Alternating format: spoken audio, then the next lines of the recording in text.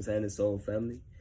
Let's go ahead and get right into this little Om presentation. Not presentation, but example I got for y'all. This is the secret of the Om mantra. How I literally just discovered this a little while ago. How to basically effectively use the Om mantra to awaken your Kundalini to levels that the masters have achieved quickly and efficiently, effectively, and quickly. You know what I'm saying? So without further ado, let's go ahead and get right into it. If you have some prayer beads, this will help you count your mantras. And also, it's very symbolic. It actually just helps with the entire process. So make sure to get you some prayer beads, get you some legit ones. I was blessed to be guided by these physically, by spirit. So, but they're probably on Amazon or something like that, you know? So let me go ahead and get right into the demonstration. So you can break Om, the mantra Om, into two parts. The mantra for your sacral chakra or your sacral area or your sexual energy center is Oh. You could test it out right now. You could do Oh. That's meant to activate this area. It's because from root chakra is raw upwards. So when you do Om, this is the basic part. I'll get into the more advanced parts in a little bit. So when you go Om, when you say your mantra Om, breathe in. Imagine energy filling into your sacral area. And then start, oh, this should open up your area here. And then as you go, oh, imagine the energy going up and hitting your pineal gland and actually going up and above. Oh, like an energy, like a Dragon Ball Z Kamehameha, like an energetic stream shooting up, hitting your pineal gland. And the vibrations are actually going to reverberate around your entire brain. If you do this with consistency, especially if you do it with, I have 147 beads here. If you do it 147 times, you're going to, not even that, if you do it 5 times, 6 times, 10 times, you're going to experience some effects quickly. Because what you're doing is you're not only activating the spinal line by awareness of the internal body, you're activating the energy of your central spinal fluid, which is the connector, which is the fluid that connects basically all of your body. You know, it runs down, it starts in the brain, and it runs down your spinal cord. You're activating that, you're activating your nervous system, you're activating the nerves, the photoreceptors in your pineal gland, allowing for more psychic perception, things of this nature, basically just perception of inner melanin, neuromelanin, and inner vibrations and things of this nature. So Om is one of the most dynamic, one of the most proactive mantras ever. You know what I'm saying? And most people, or what I used to do, is just focus here and say Om. But what I find is way more effective is starting your focus up here, breathing in, feeling all the energy building up in your sacral area, starting your Om,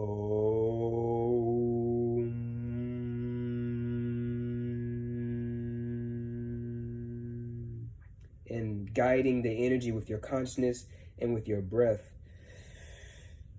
upwards. One thing you could do as you guide the energy upwards, you go Om, stick your belly out, Om, and as you imagine the energy rising, you suck in your belly, and that's going to help build the energy up to your pineal. And then once it gets above your neck, it reaches your pineal, kind of squeeze your neck, and that's going to apply the final pressure. They're actually, in Sanskrit, considered bandhas or locks. There's a lock here, there's a lock here, and there's a lock at your perineum. So when you breathe, all the way in, you're like your booty hole. I know that's not the scientific term, but shit, your booty hole, your anus actually kind of like goes in, or like kind of like sucks inwards when you breathe in all the way, when you do like a deep diaphragmatic breath. That's closing the first lock. That's automatically pushing your energy up to your sacral energy. So now you got the energy here. It rises. You suck your belly in. Once it reaches here, once you get towards the end, just tighten up your neck. And then imagine the energy going up, flowing and hitting your pineal gland and beyond. This is a very advanced, not very advanced, it's actually very simple, but it's a technique that I don't hear very often. Like, I've never heard of someone describe using the Om mantra in this way. But I really do advise you guys to do your own experimentations. Please try this out and comment what you guys think, because I'm the only one. I'm only aware of myself and how effective it is for me, which is quite very effective. I mean, I started right here in my mantra beads. I had got to about like right here. And I was like, damn, the vibrations here, like I feel like my pineal gland pulsating. Like, imagine I go all the way around. I'm just consistent with it. You know what I'm saying? So I'm gonna actually do another video on the more advanced aspect of this. So stay tuned for that. All right, so the first part in understanding the effectiveness of this spiritual practice is understanding the pathways that this energy can travel. You know what I'm saying? Using the techniques provided in the last video. The first is the microcosmic orbit. And that's where and if you don't know, you could Google it always, it's where you breathe in through the front of your body and you breathe out up your spinal line. It basically creates like a miniature inner solar system, because we're our own solar system with our own little planets and whatnot. The planets could be, in this instance, meridians or chakras. You basically come in contact consciously with your breath with all of the main chakra points or main meridian points and the main meridian line within your body.